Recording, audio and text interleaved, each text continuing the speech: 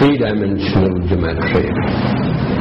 Well, so far we have studied in detail the nature and the characteristics of some of the curves in a plane.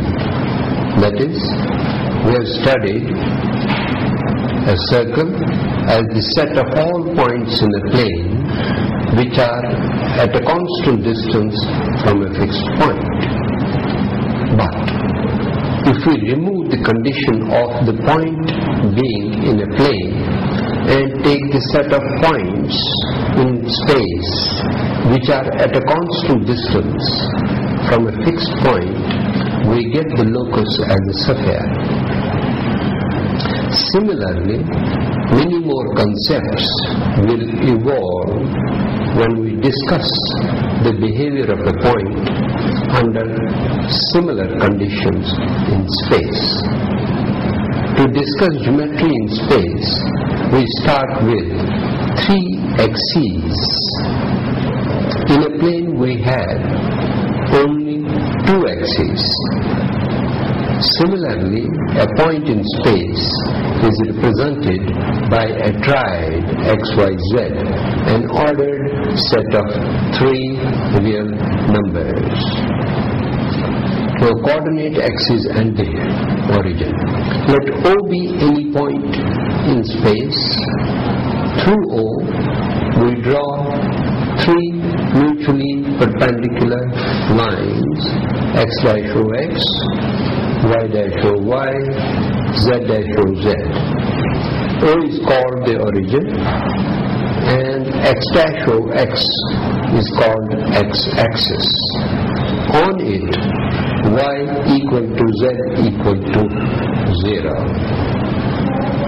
Y dash O y is called y-axis, where x is equal to z is equal to 0.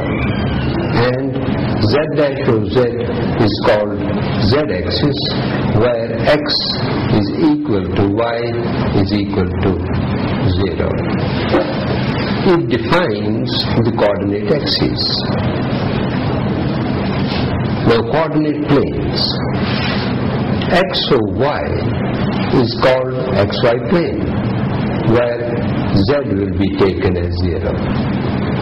Y O z is called yz plane, where x will be equal to 0. And z O x is called zx plane, where y will be equal to 0. These three planes divide the entire space into 8 parts called octaves.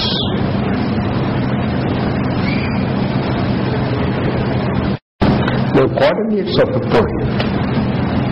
Let P be any point in space. Draw Pn perpendicular to xy plane. In xy plane, draw NA perpendicular to x and NB perpendicular to OY.